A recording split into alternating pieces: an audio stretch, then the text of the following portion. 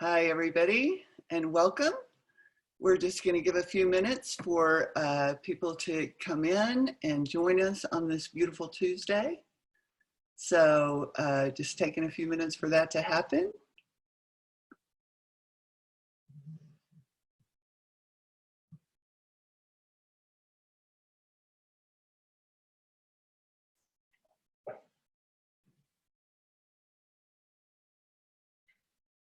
I'm going to stop my video for a second while people are coming in, and then we'll just fire it back up again in just a minute. So welcome if you're already here, and let's give other folks about 1 minute, and we'll go from there.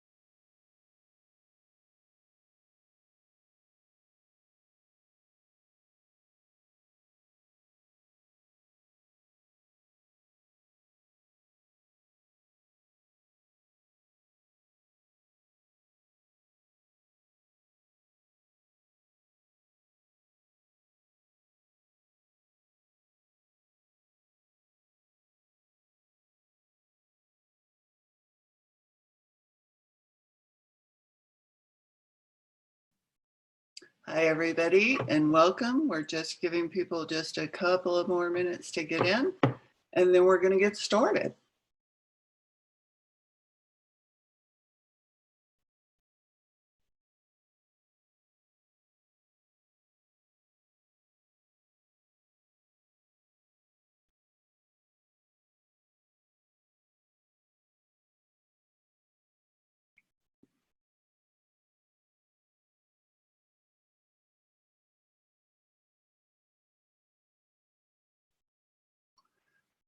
Sarah, I see your hands up. Do you have a question? If you have a question or a comment, go ahead and put that into the Q&A box. Just click on where it says Q&A or wherever it says chat, and that will work. Oh, okay, good. She said, no, it was a mistake. Perfect. That's fine. At least now you know how it works. So that's even better.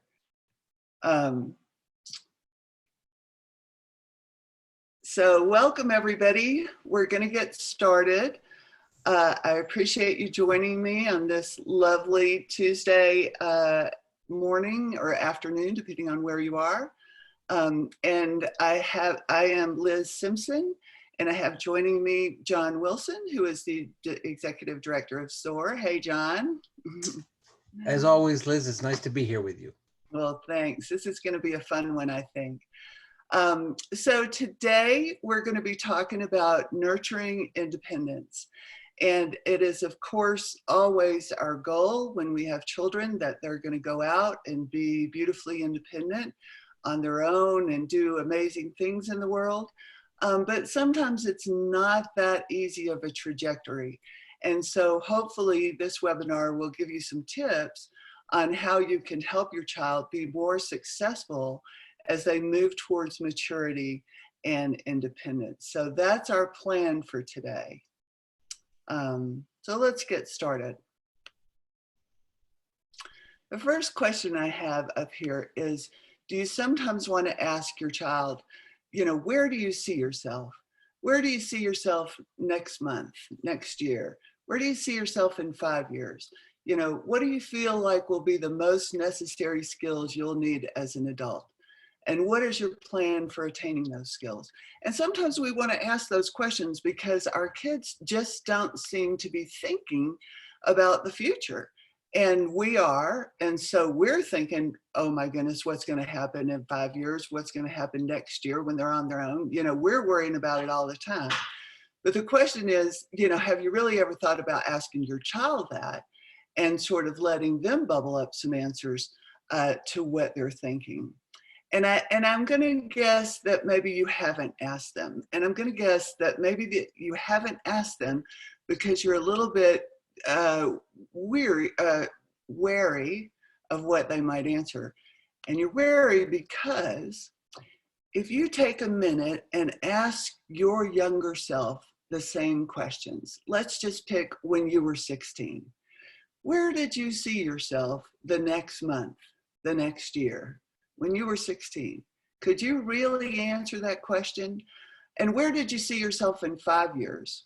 And if you had a thought about it, are you actually where you thought you would be in 5 years from that time? And what did you feel would be the most necessary skills you would need as an adult? And for me, it was, having my own place to live. That was it. I wanted my own place to live, and I wanted to be able to drive a car. And I did master that at 16, thank goodness. And I wanted my own place to live, but that was about as far as it went. I didn't think I needed any money, food, where was I going to get clothes, whatever. I did nothing about that. I had no idea. And so if you'd have said, what's your plan for attaining those skills? I don't think I would have really known. And I just questioned, did you really know? I mean, did you really, really know? Because we expect our kids to know. We want them to know where they're going and how they're going to get there. And that's natural and normal. So let's think about this notion of maturity. What does maturity really mean? And if you look at, this was the APA's description of what maturity means. It is the ability to deal effectively and resiliently with your experience. Whatever that experience is, you're going to be effective. And if it doesn't work out, you're going to be resilient. Okay, so that's a big piece of being mature. The second piece is to perform satisfactorily in developmental tasks. And remembering that development is biological, it's social, it's cognitive, and I would also say it's emotional and it's spiritual, and I'll say that again in a minute. To perform satisfactory in developmental tasks characteristic to one's age level. Now, there is a trick to this. So maturity is most easily understood if psychological maturity and physical maturity go together at the same pace. But that doesn't always happen, okay? And I want to stop here and give you a little brief, quick story. I come from a very tall family. I'm tall myself. My brother is exceptionally tall, and he was the first one to get married and have a baby. And he had this beautiful son, Luke, who is now 35 and just the most amazing kid. But when he went to school, when he was in the first grade, my brother got a call, and there was concern about Luke's development. And so Luther, my brother, said, well, what's going on? And they said, well, he's having really a hard time with his gross motor skills. So every time he gets up, he's knocking something over. He's having difficulty, sharpening his pencil even, just all sorts of difficulties that are important for, first grade. And so my brother was telling me this while 6-year-old Luke was playing in my living room. 6-year-old Luke was about as tall as his maternal grandmother. He was about 5 feet tall at 6 years old. And he was just a big kid. And it was hard to remember when you were looking at him that he was 5 or 6 years old.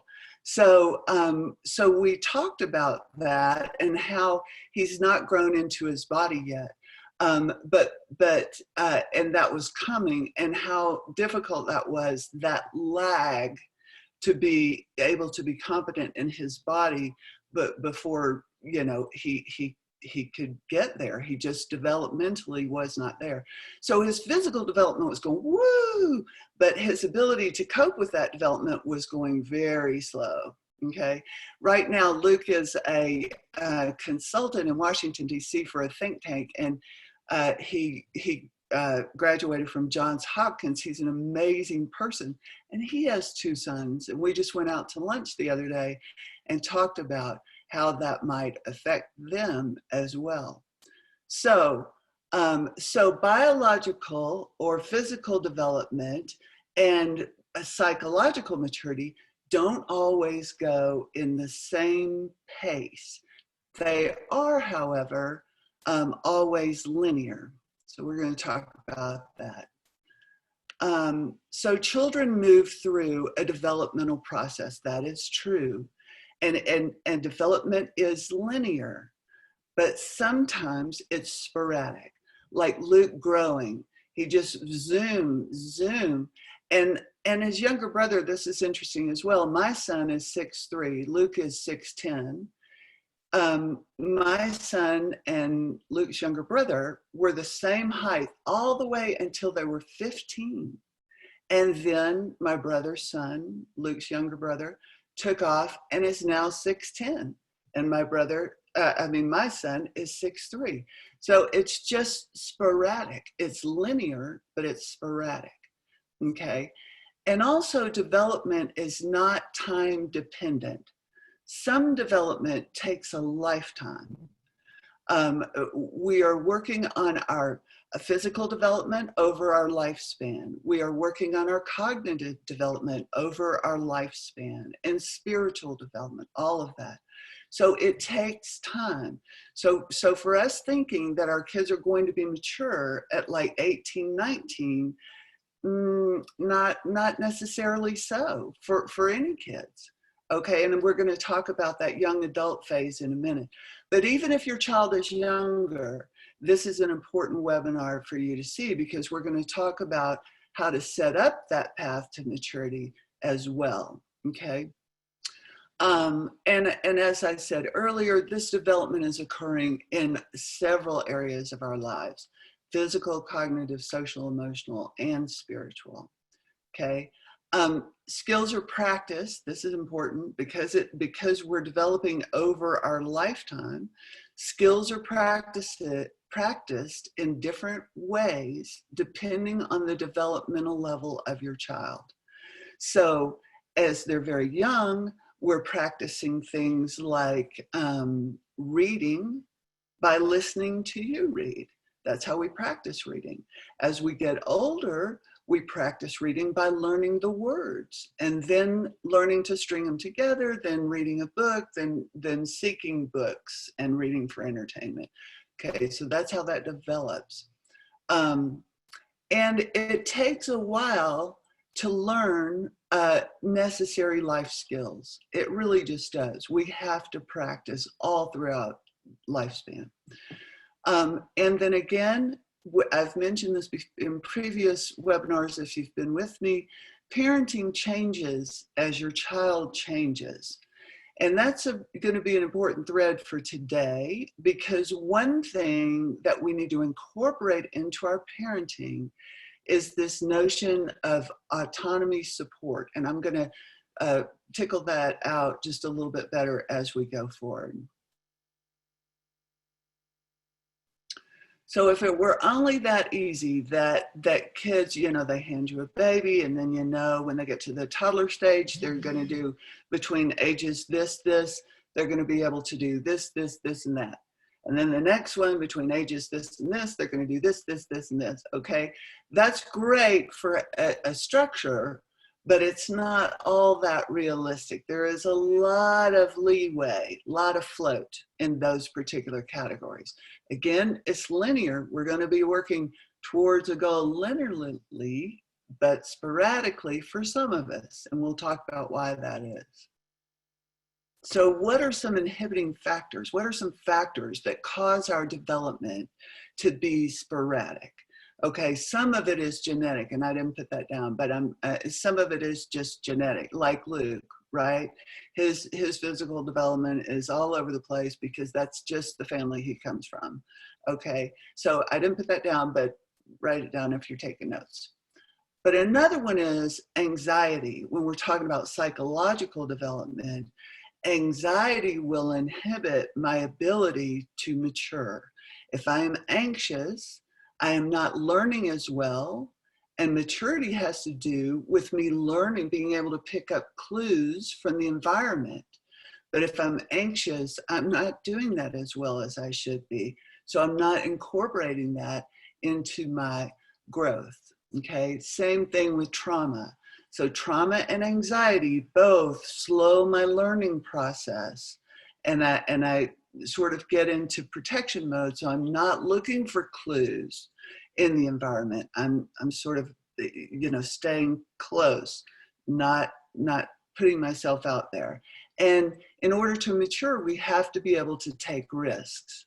It's that vulnerability thing that Brené Brown talks about. We have to be able to feel vulnerable. But if we're anxious or have been traumatized in some way, we hold that back. So another thing is lack of skill acquisition. I just do not have that skill at this moment and I need it.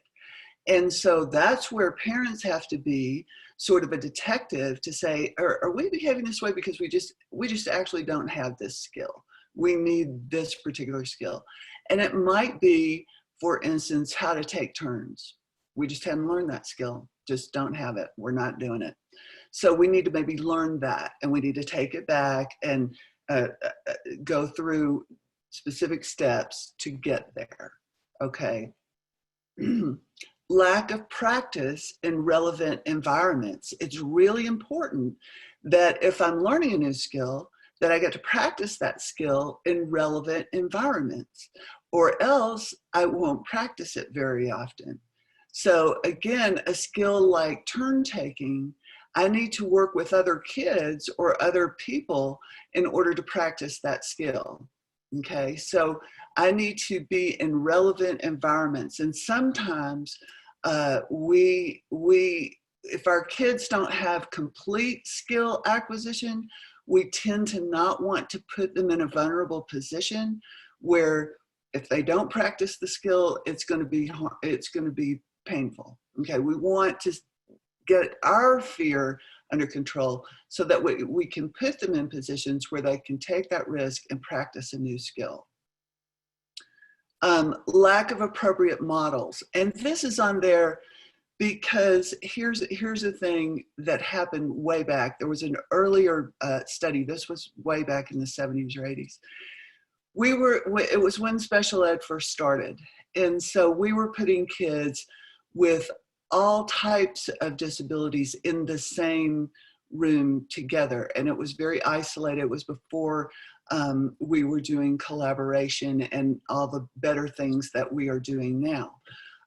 And so you would have kids who maybe had a language disability with kids who had a cognitive disability, but everybody had delayed development on some level, and they were all together. So what the research showed was that instead of everybody getting better and becoming more developed, everybody was being less developed in the same way that their peers were. And so we were learning from those models. Those were our peers. That's what we were learning. So we were learning to be less developed from each other instead of being out, which is what opened the door to having, kids be included in the regular classroom, because we need those appropriate models, okay? The other thing that can happen is that kids can learn to be helpless. And we're going to talk about that as we talk about supporting autonomy. If we don't support autonomy, then we are taking away their choices. We are making choices for them. We're making decisions for them. And all research shows that when you do that, then you create this learned helplessness where it doesn't really matter what I want or what my choice was, because we're going to do whatever, mom, dad, the teacher, the boss, whoever wants to do. And so I no longer try anymore. So learned helplessness inhibits my development because I'm not putting myself out there autonomously. We all know that learning and attention challenges can inhibit our development, but a lot of that means that we can expect this sort of sporadic slide. We can expect that, but it doesn't mean that we're not going to develop. It means that we might be a little slower, we might be a little bit more sporadic. I know some of your kids are brilliant in one area and then not so brilliant in the other area. So they're developed really strongly this way, not so much that way. So for parents, for us, it's important that we help our kids find that balance and smooth that development out by sometimes just being aware of it, okay? I'm going to talk about this in a minute, but as we talk about development, there's 5 components of development for ages 17 to 25 that are normal part of their development. And that is, it's a time where they're exploring jobs. So they may be a waiter, they may be a barista, they may be a construction worker, they may go to school for a minute, they may whatever. They're exploring what works best for them. It's an age of instability. They'll start and stop things, right? Because they're exploring. And these are normal developmental parts of that age group. And again, I want you to flash back when you were that age, when you were 18 to 22, what all were you doing? What are you doing any of those same things now? Or did what you were doing then help you mold your maturity and who you are now? Because that's really what it's developmentally for, is to help. It's an age of self-focus. You're wondering who you are, what your style is, who your tribe is, what's happening with the world. It's an age of feeling in between. You're not quite an adult, but you're not a baby either. And this is where parenting changes, because they are in this in-between stage. We have to nurture them to independence. We have to sort of let go the reins, and we'll talk about that coming up as well. And it's also the age of possibilities, and this is what we want to encourage more than anything. It's a time where you feel pretty much bulletproof. I can do anything, I can be anything, the world is my oyster. So we want to nourish that as we go along, okay? Oh, let me see. So what and how are we going to nourish this maturity and this independence? So what are the basic skills a mature, independent person needs to know and be able to do? Okay, let's think about that. And take a few minutes to think about that, just in your own mind. What do you think they need to know and be able to do to really just be able to live on their own, which is what we actually want? SOAR is built on the philosophy and the research of the Frostig Center. And these folks researched a longitudinal, beautiful study on what were the attributes that the successful people with attention and learning challenges had. If you were successful, what were the attributes that stood out? What were you depending on? What was your engine running on? What was it? And it was, number 1, self-awareness. Okay, and within self-awareness, we have the 2 notions of self-determination and self-control. Now, don't worry, I'm going to go over each one of these with specific skills in a minute, but let's think about that. Self-awareness, self-determination, and self-control. Those things we start learning from birth. Okay, so when I'm a young child, very young, 0 to 2, I'm incredibly self-determined. I learned to walk by myself, basically. I had to figure out how my muscles worked and how to get my feet under me, all of that. I learned to talk by watching you and having good models. You know, I was self-determined. I reached for anything I wanted. I threw it on the floor if I didn't want it. I was 100% in control. Okay. I didn't necessarily learn self-control unless you helped me, because I didn't know if I'm out of control or in control unless you help me. So that's when we start soothing our children and helping them to self-soothe and those kinds of things when they're overexcited. Okay, so all of self-awareness starts then, and again, it's developed over the lifetime. Same thing with proactivity, effective communication. So once I was able to learn the language, now I learn how to use that language to work for me. Mom, will you please give me a such and so? Mom, can you help me do this or that? So I start communicating in a way that allows me to work within my environment for my success, okay? And I can use different tools now. So proactivity, I'm starting to work within the environment at a more strategic, in a more strategic way, okay? Goal setting is very important. Setting a goal and meeting the goal. And actually, we're going to have another webinar on just that topic next Tuesday. So, but suffice it to say today, goal setting supports my autonomy. And we're going to talk about that again. Keep it going. Perseverance, we have to be able to persevere. It creates determination and grit and resilience, okay? So perseverance, how to keep pushing. And, excuse me, it's spring and the allergies are going. But perseverance is best taught and best learned when I'm going for a target that I want. So a goal that I've set. If it's a goal that I've personally in charge of, I'm going to persevere more than if it's a goal that someone else set for me. Think school, think teachers, think assignments. I'm not necessarily going to persevere on that, but if I'm trying to get to level 10 on Fortnite, I'm going to persevere for sure. So, so remembering that perseverance is taught if it's a self-identified goal. Use of support systems, positive relationships. So knowing where to go and how to access resources and who's in control of those resources and how to access that.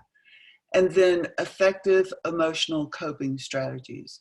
Again, we learn that from the beginning and we learn it over time, over our lifespan. So that's what SOAR is built on, that research, and it's really solid research for our kids. The next thing I want to look at is other people's thoughts on what are skills that we need for independence. So I looked at Harvard and their child study center, and they said that planning, being able to make plans, carry them out, set and meet goals. Yep, we agree. They said focus, concentrating on what's most important at any given time, right? So persistence, focus, self-awareness, yep, we agree. Self-control, having the ability to control how we respond to our emotions and stressful situations. There you go. Awareness, noticing people and situations around us and how we all fit into the big picture. So that's understanding our support systems and where we are within all of that. And being flexible, being able to adapt to changing situations, right?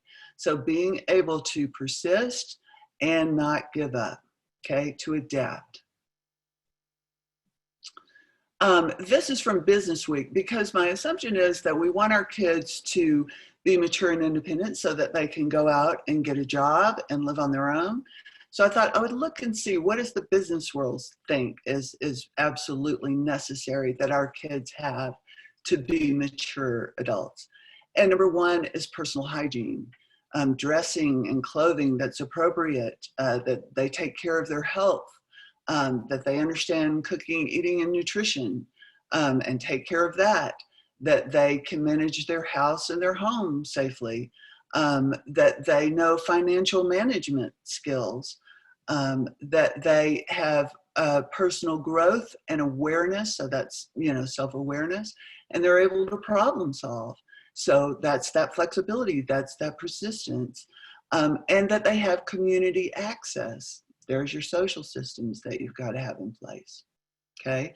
And then I looked at Stanford.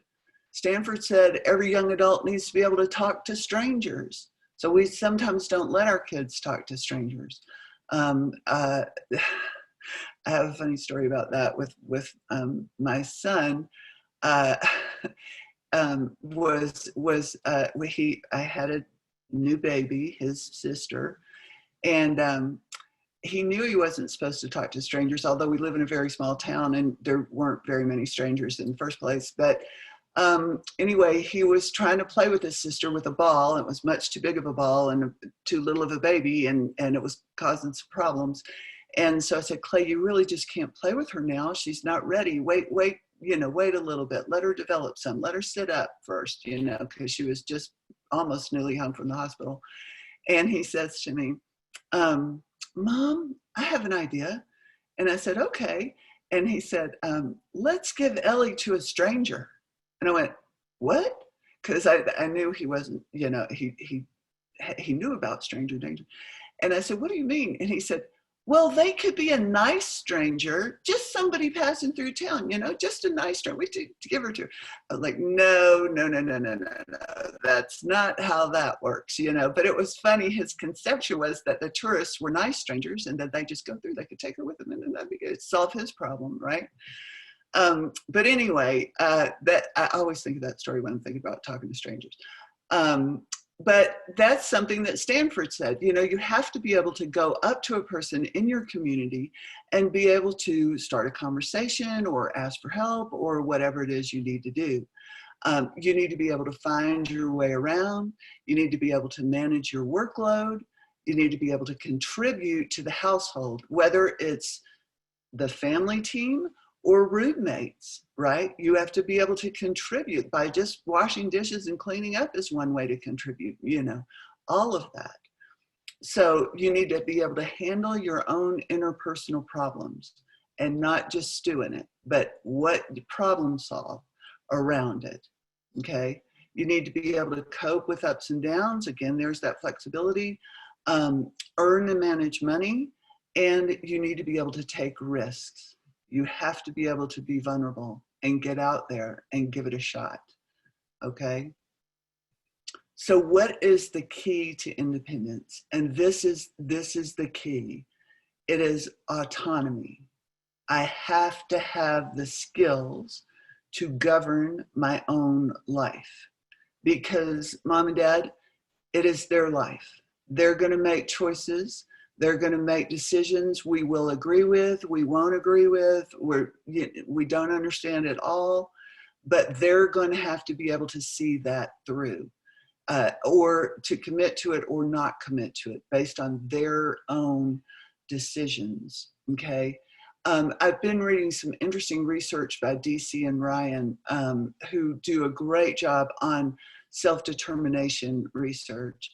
And they wrote a book, I do have it with me, Why We Do What We Do. Why We Do What We Do.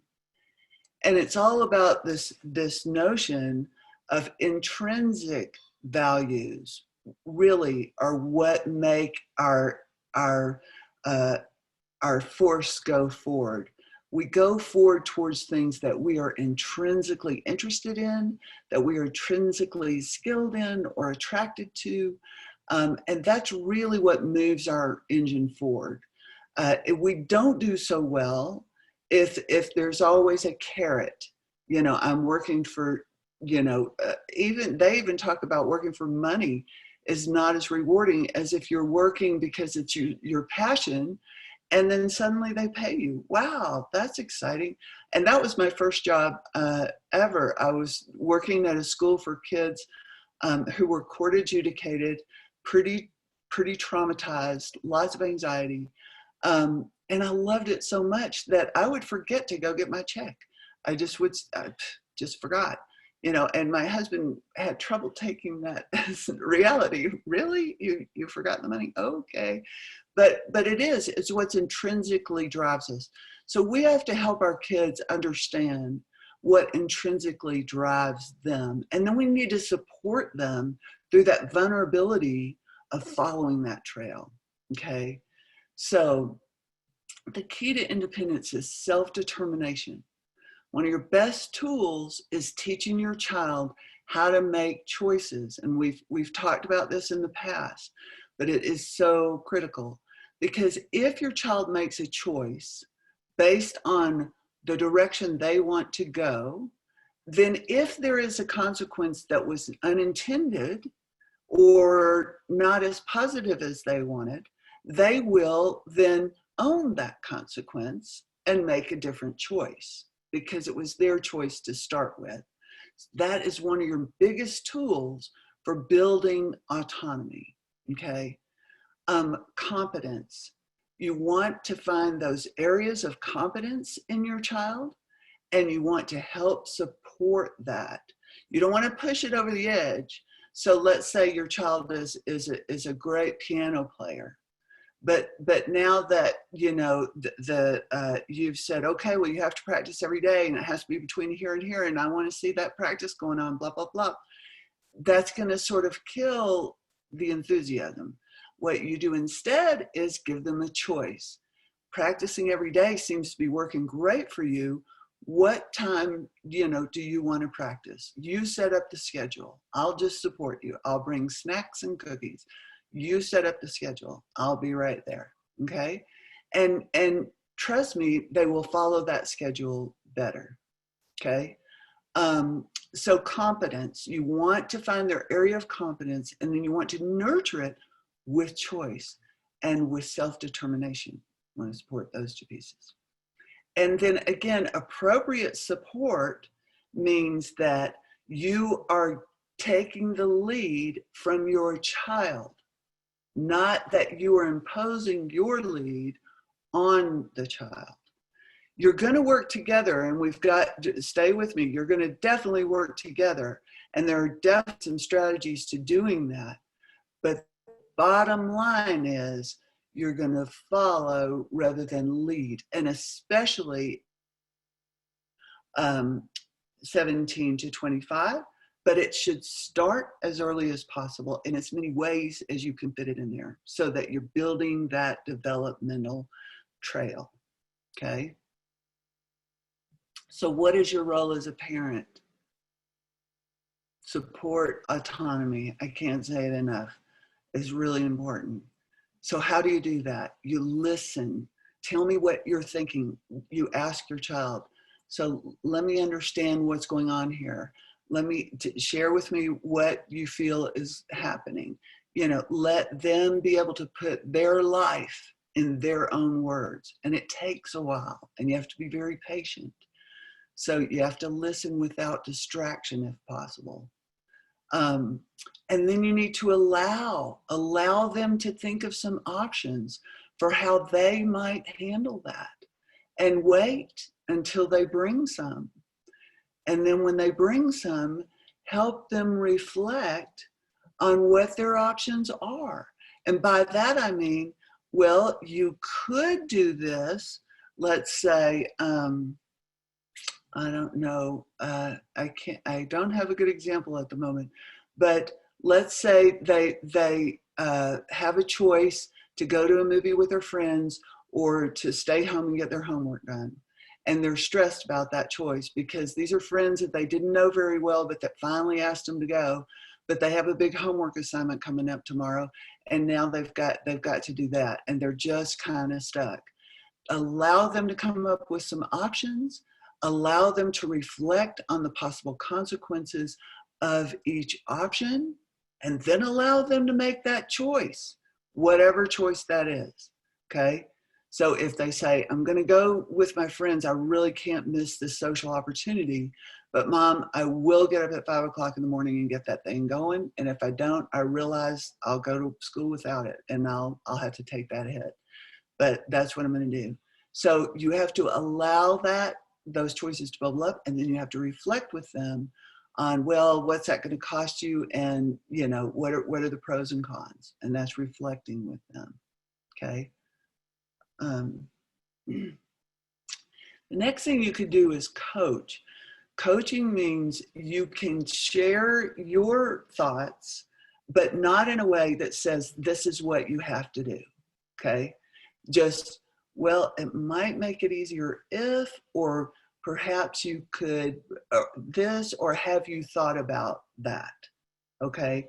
But not, I'm not going to have that. You're not going to do that unless it's unsafe, for sure. You can do that. You can always step in if it's unsafe. But if it's just your fears,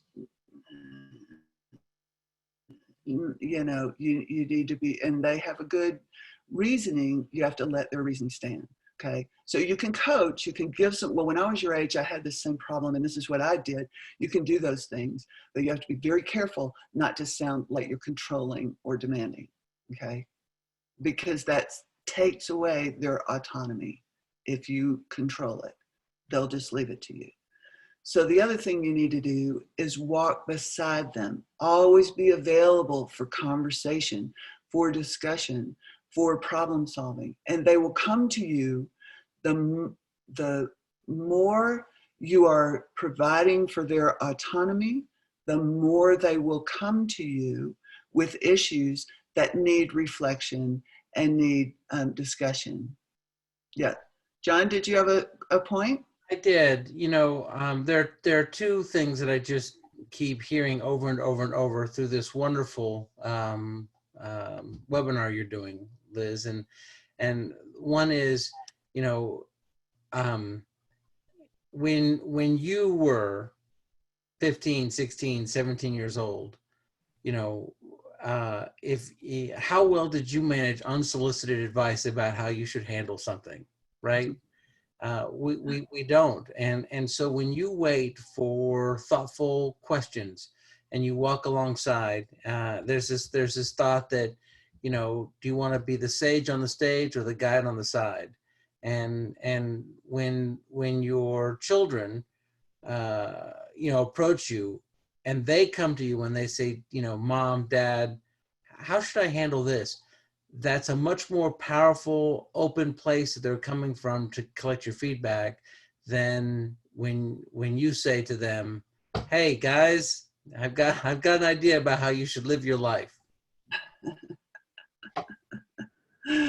That's right. That's exactly right. And that's why I tried to situate us in that mindset. We have to be able to not only walk beside, but literally walk in their shoes, because you already have. You know what they're thinking. You know why they're reacting that way. That's the same way you did it, because it is developmental. And so thank you, John. That was beautiful. I appreciate that. And then the last thing is, please provide opportunities to practice. So even though you're a little concerned that we might not quite have that skill down, let's just give it an opportunity to practice, and say that to your child. We're going to go see Grandma. You know she needs a hug. I know you don't like hugging her, but we're going to just practice. So let's see. What are our choices for going to see Grandma and she needs a hug? What are some choices? Well, maybe I could just high five her. Okay, let's try that. Let's try high five and see if she'll go for it. What if she doesn't? What if she just grabs you up? What are you going to do? You're going to go, oh, Grandma, there you go. And you're going to walk off? Or what are you going to do? And I mean, just let them work through it, you know, and propose options and reflect and so forth. So provide opportunities to practice. Okay. Support autonomy. That's the main thing. That's it. That's your role as parent. All right. So what are some strategies? What are some of those building block skills that your children need in order to further their own development, right? The development towards those pieces that we identified from Frosting and Harvard and Stanford. Here's some things they're going to need, the skills they're going to need to practice. Number one is effective communication, okay? How to ask a question. They need to be able to know how to ask a question. There's a lot built in around that, right? So when they're early developing, They don't know how to ask a question at all. So that's when you get mom, mom, mom, mom, mom, mom, mom, mom, mom, right? Because they have a question. They're excited. I've got a question. I don't know what to do with it. So we start there. You got to wait until you have eye contact, and you got to give me a minute, and let me breathe, and maybe even just a little intro to that question. Like, Mom, I'm thinking about what's for supper, and so I have this question.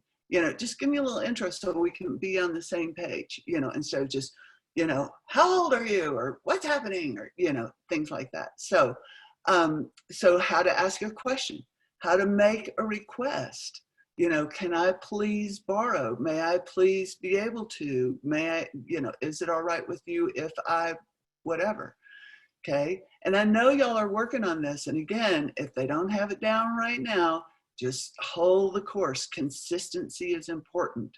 We talk about that a lot. Consistency. Every time I need, may I please, every time, until it just comes natural, okay? So, how to apologize. This is a big deal for our kids. This is hard to apologize. It's hard to apologize, number one, because I'm not taking responsibility for my behavior. Therefore, I don't have anything to apologize about. It was not my fault. Well, again, back to the choices. If you have a choice and you make a choice based on your own volition, then you do own that. And if it didn't turn out well, then you might need to apologize because you owned that whole circuit. Okay. If I tell you to do something and you don't do it, and you don't see any reason why you should, because it wasn't your thing to do anyway, you don't apologize to me because it was I started the circuit. Okay. It's my problem. Does that make sense? John, did that make sense? I lost him. Well, if it made sense, raise your hand, folks. But what I'm saying is, the more you give them autonomy, the more they will take responsibility for their behavior. And therefore, when their behavior is not good, they will need to apologize. And so learning to apologize is a critical life skill. How to show gratitude is just as critical, because again, we need to have our support systems going, right? And in order to build support around me, I need to show gratitude for the support that I have. And that will encourage the support to remain available, correct? So showing gratitude is just as important as learning to apologize. How to give and receive constructive criticism. So here, you're going to be the best model for that. Constructive criticism is different than punishing criticism, right? So constructive criticism is, for example, my daughter, who is here with us now, my youngest, sometimes tends to forget to let other people respond to what she is saying. She gets so excited and so passionate about it, what she's talking about. We've been talking about all that's going on in the world right now, which is really kind of crazy. And so sometimes she's just, going. But I have a thought. I'm excited. I want to say something. And so, so at the end of our discussion a couple of nights ago, I'm like, I need a signal. I need a signal because I get excited and I want to jump in there, and I know you're on a roll. So how can we take turns in this conversation and sort of, lower the intensity a little so that we're having a conversation? What's a signal that I can use? And she decided that if I kind of went like this, she didn't like that. It was this. I have a question, then we can get in there. So that's a little bitty thing, but knowing how to accept that. So I didn't say to her, Emily, you get started, you don't stop. Other people have things to say. There's no way they can say them. You're just going crazy here. I didn't do that. I went, what's a good signal? Because we need to take turns. How can we do that? So it's a how can. Now she's invested. Now we're working together. She still feels autonomous. Okay. So how to take turns listening and talking. That covered both that example. Wow, that was a miracle. All right, self-awareness. Self-awareness means being aware of my personal hygiene, for example. So I need to, once I know that I need a shower, rather than you telling me that I need a shower, I will go get a shower, because now I know it, I'm aware of it, okay? Same thing with dressing and clothing care. So you know that your child at some point, and my oldest daughter was probably, no, this was Emily, she was probably maybe 9. She said, "Purple is not my color, Mom. I don't want any more purple. Don't do purple for me. Not liking it." I was like, okay, all righty, there you go. So she started making conscious decisions about her clothing and what color she liked and, how jazzy it needed to be and whatever. So that's good. That's development towards maturity. Now I'm autonomously choosing my clothes. Fabulous. Autonomously taking a shower. Perfect. Healthcare.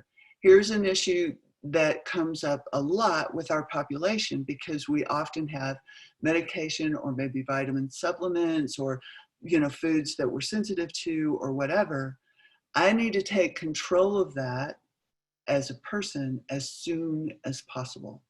Now, I know for some medications that's not possible very soon, but if you can bring it into the conversation, why we're taking this medication and always reflecting, is this working for you? How does this make you feel? What's happening? And I'm sure you're doing that. But eventually the goal is to hand that over to your child as something that they then are in charge of, okay? And nutrition is huge. Nutrition is huge. So that's all about the healthcare. So building that in as early as possible so that when I get out on my own, if I have a toothache, I'm going to call the dentist myself and make an appointment, okay? Learning style preference, I need to know how I learn. And this is on the school. They should be helping your child know how they learn best. And if you're not getting that result from your school, you probably need to have that conversation. Like, what are you teaching Joey about how he learns? And helping him understand how to access those accommodations on his own. What are you doing for that? How is that working? And some schools are fabulous. And some schools, even though it's special ed, have a sort of one size fits all program for LD or whatever. So you need to be sure that that environment is working for your child so that they're gaining that self-awareness of their abilities in a way that they can take control of it. Social skills awareness is obvious, being aware of who I am within a group, how to fit into a group, and how I contribute to a team. And SOAR is super fabulous about that, about how to help your child be a contributing part of a team. Okay, and I'm going to go through these pretty quickly because there's some that I really want to hit at the end. So proactivity, these are the things that lead to proactivity: taking risks, trying new things, saying yes to things that I maybe don't want to do, but I'm going to give it a try, being vulnerable, right? Take responsibility for positive or negative life outcomes, and saying no and setting boundaries. Very important you teach your child how to set boundaries and say no at the appropriate time. Perseverance, understand the difference between giving up and changing plans. So you need to model changing plans. We're just going to change plans. This is what builds in that flexibility. Perseverance in managing your workload and sticking to a schedule, being on time, contributing to the household, planning and following a budget, financial management, all of that is perseverance, and exercising self-control, which we all know takes some perseverance at times, okay? Goal setting, again, we're going to talk about this more in detail next Tuesday, but goal setting is setting a goal to earn and manage money. Having a target for that money is really important for understanding how to manage money along the way. So as often as possible, have your child buy their own things, if at all possible, or have a job early. Set a financial goal and set personal goals, health goals, nutrition goals, learning goals, etc. I've seen some great SOAR kids come in for the summer and set personal goals that they have achieved, and still to this day as alumni, remember setting and achieving, and it affected them for quite a while. And use effective use of your support systems. So help them talk to strangers, help them find their way around, access their resources both at the community level and at the national level and at the state level and at the college level if they go to college and at the work level if they're working. Okay, how to make friends and be friends. That's really important, and that's a whole webinar on its own. How to have good manners, show appreciation, and remembering people's names. And I say that because that's a very, very, very common glitch for kids with attention deficit disorder. We have the most trouble learning people's names. And so practicing names, saying people's names along the way, really helpful.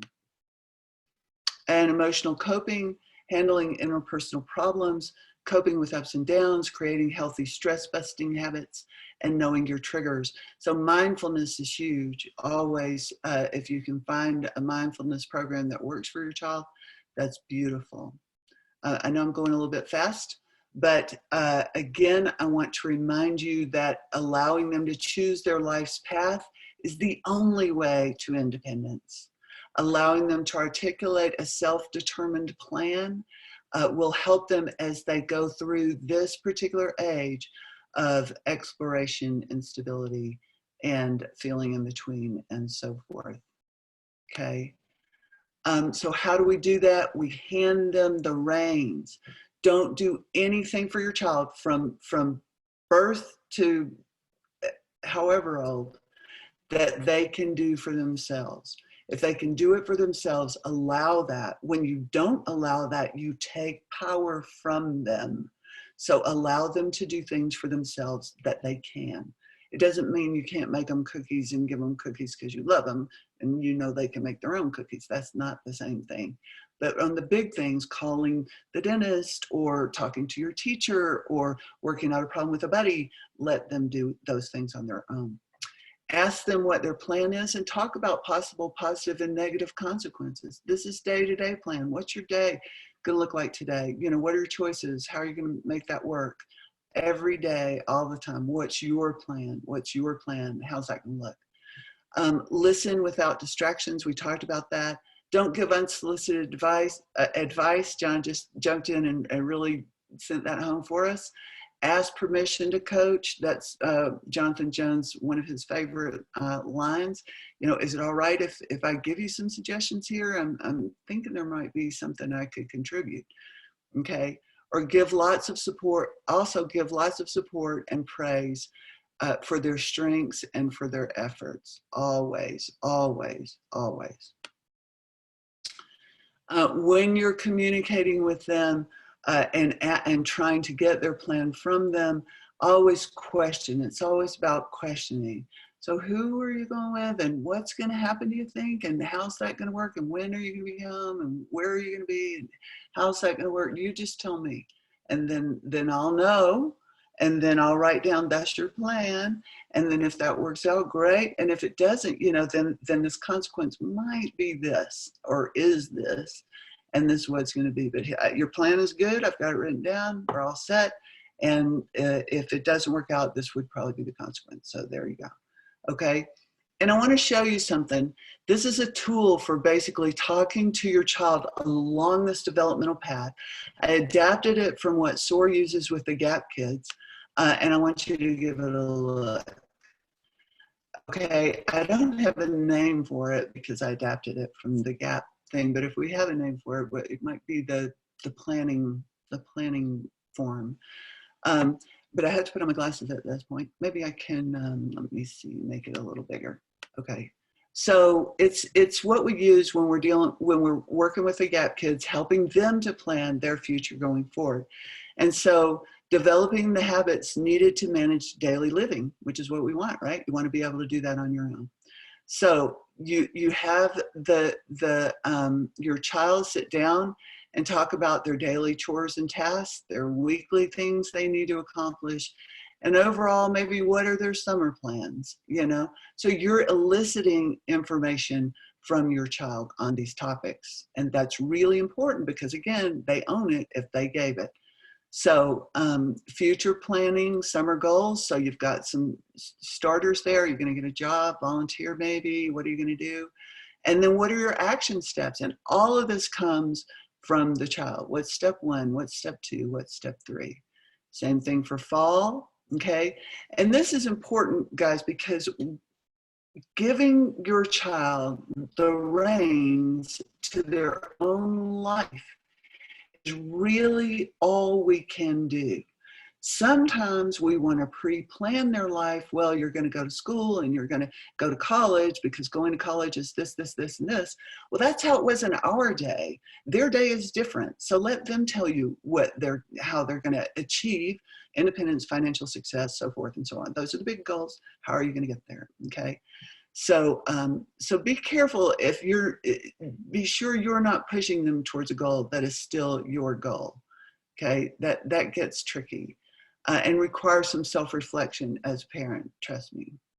And then future education and career goals. You know, where are you headed in the long run? If you know, let's just write some things down that we're thinking about. And then you want them to be able to identify the positive aspects of their lives and how they intend to maintain them. And this is the self-awareness piece. What do I know that's wonderful about myself, and how am I going to build on that? Okay. You want to know potential challenges and strategies and how to overcome them. Okay. So what is a challenge with my communication with my parents? And what's a strategy for how to overcome that? What's a challenge with my responsibility at home? And what's a strategy to overcome that? And so it goes. My daily schedule, managing money, social relationships, leisure activities, frustration management. What's a challenge? What's a strategy? Academic behavior, again, challenge and strategy. So they can identify this if we just ask them, okay? And we do here at SOAR, and they can. So that's what we're basing this on. Accomplishments, we all need a set of core life skills to manage work, family, and relationships. And these include, and so we want the kids to sort of write down, what have I already accomplished that I already have in front of me? And that's it. Okay. So I know we're running out of time. It looks like we have a couple of questions. I want to thank you so much for sticking with me. I love your questions, love your feedback. And I will post this form right next to the webinar, which will be posted at soarnc.org/webinars/. And so John and I will be sure that you have access to this form as well. So John, what do you think? Well, okay, so Holly has 2 questions. The first is it possible to email a copy of responsibility checklist, future planning to? What a gem of a tool. Thank you for your calm guidance in this difficult area. And I suppose you can add those as into the link that'll be on the website. Yeah, this will be right next to the link on the website. It'll be a PDF. So you'll just be able to click the PDF on our website and you'll have it. So that will be absolutely available to everyone. And then Holly also asked, given the COVID-19 circumstances, do you ever offer coaching on Zoom for teens who might benefit from your wisdom and guidance in self-awareness and goal setting? And currently we do not. We encourage you to work with certified coaches. Liz and I have been talking about potentially in the future working together to host a series of family workshops, and if that manifests, you'll hear more about that then. Rosemary said, what if your child can't think of a plan? What is the best way to support them without bombarding them with multiple ideas to start the brainstorming? That's a brilliant question, and I'm really glad you asked. If they can't think of a plan, and I think you know this intuitively, Rosemary, if they can't think of a plan, it is because they have been not successful in the past putting forth a plan. They've never really learned that skill of putting forth a plan. And so what happens is you and teachers and others will then fill in the gap with all these ideas. And then that becomes overwhelming because now I'm considering all these ideas, but also I'm considering, well, will mom want me to pick this one, or would teacher want me to do that one? And now I'm trying to people please, and it just becomes overwhelming. And so you don't do anything. You don't go forward because you just go, tell me what to do. I'll do whatever that is. So the challenge that you present is a common one.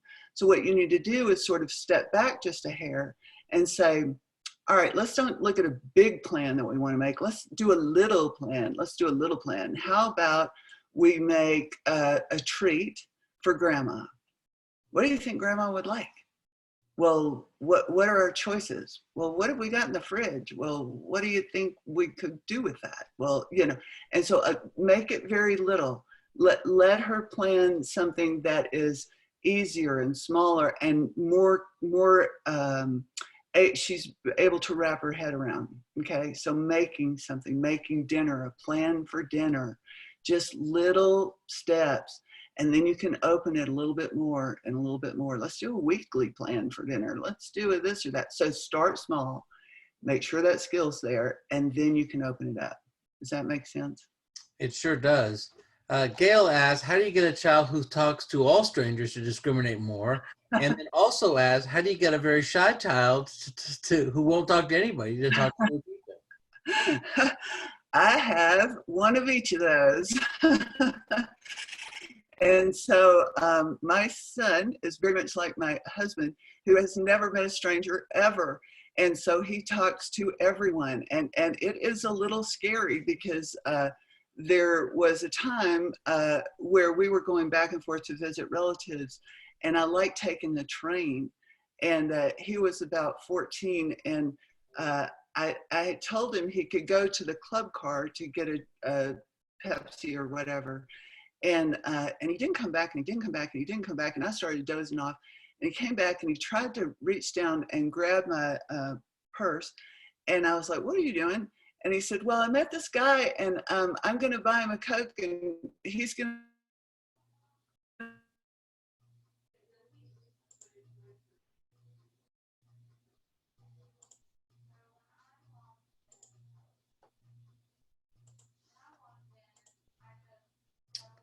Liz, have we lost you? Okay. Folks, it appears that we've lost Liz, and so I'll do my best to answer those two questions. If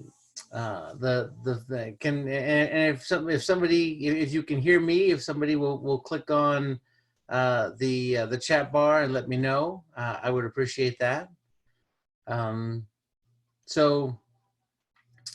Okay, so one of the things that is critically important to families that I find is practice and role play, and having a chance to talk about situations in which you are having those opportunities, and talking about boundaries, and just again, sometimes with our kids who struggle from a discriminatory standpoint and are just too open about their lives. Right. Again, practicing when that's appropriate, how that's not appropriate. And then sometimes what my wife and I have done is we have pretended to have inappropriate conversations as I'm the kid, and I'm having an inappropriate conversation, and I'm oversharing.